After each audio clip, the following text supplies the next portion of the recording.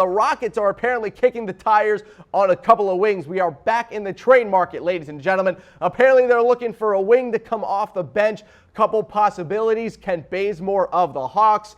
Somehow J.R. Smith has been listed as a possibility, though I don't know why anyone would want him on a team right now. And it's not a surprise at all that they're in the trade market for a wing because, as I've said multiple times on this program, Carmelo Anthony is simply not enough on the wing if you're going to want to take down the Golden State Warriors. So a couple of trade options that we have for you here. Before we bring up the trades, I just want to remind you guys with these trade details. Remember, these are possible trades. These trades have not actually happened yet. So do not freak out when you see a couple of the trades that we have coming in here. So the first one that we're going to bring up for you guys is going to be the potential Rockets-Hawks trade to get Kent Bazemore to Houston. Now, they're going to have to dump the Ryan Anderson contract. There's no way that the Rockets can full-on keep Ryan Anderson on this team anymore. They have to dump his contract. It's one of the worst ones in the NBA. He barely played last year for the Rockets in the playoffs, and he's the third highest paid player on the entire team.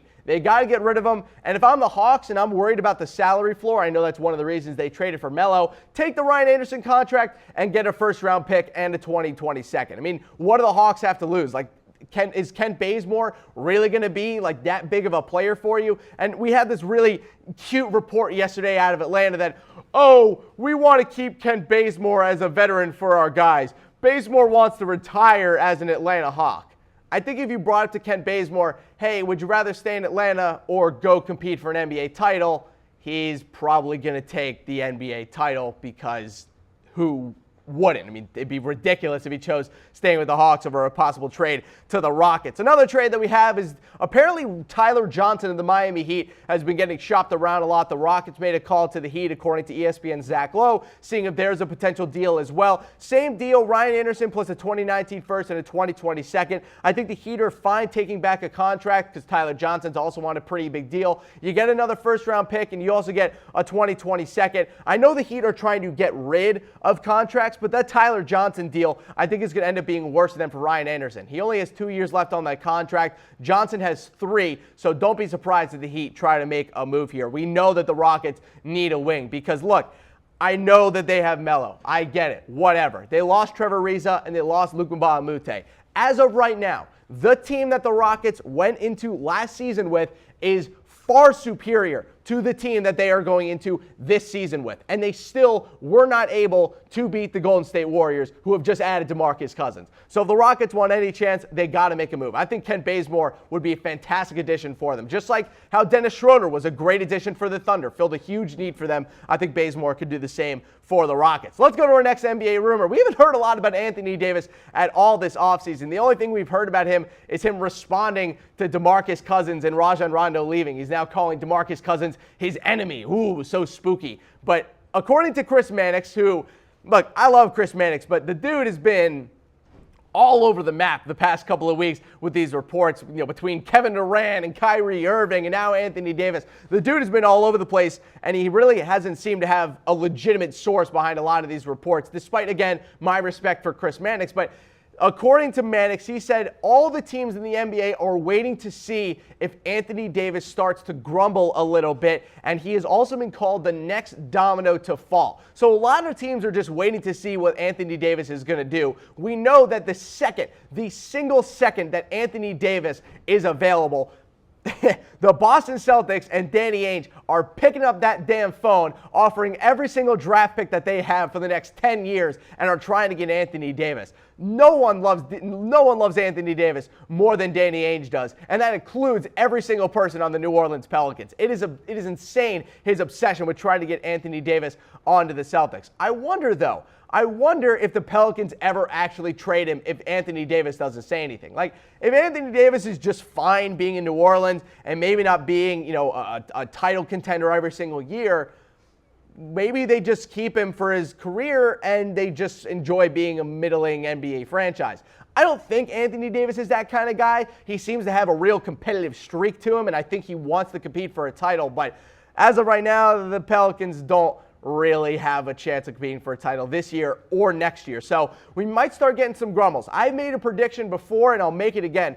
I think Anthony Davis is getting traded at this year's deadline. I think the Pelicans are going to underperform in a big, big way, despite my love for Drew Holiday. I just don't think they have enough to compete in this Western Conference. So let me know, will the Pelicans ever trade Anthony Davis? Give me a Y for yes or an N for no. I'm throwing up a Y. I think they're going to trade him either this deadline or next summer. I think Anthony Davis's time with the Pelicans has a severe clock on it. Let's go to our next rumor here. Kyrie Irving, is he going to the New York Knicks? Well, we've had some competing reports over the past couple of days. So first, we had Yahoo Sports coming out and saying that there are no firm indications from Kyrie Irving that he is eyeing an exit from Boston. Then we had Mark Stein, who doubled down on that, saying that as of right now, there have been no, again, same word, probably the same source, no indications that Kyrie wants to go to the New York Knicks next season and is eyeing a move in free agency. So we had all that come out a day ago. Then yesterday we had Colin Cowherd go on what seemed to be about a 10-minute rant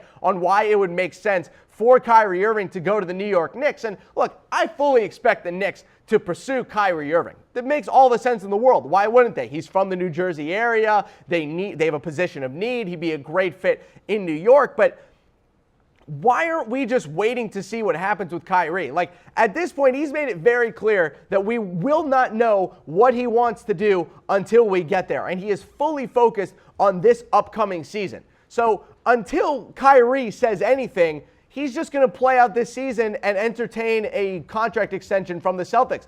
I've said it before when we went through our top 10 free agents for 2019.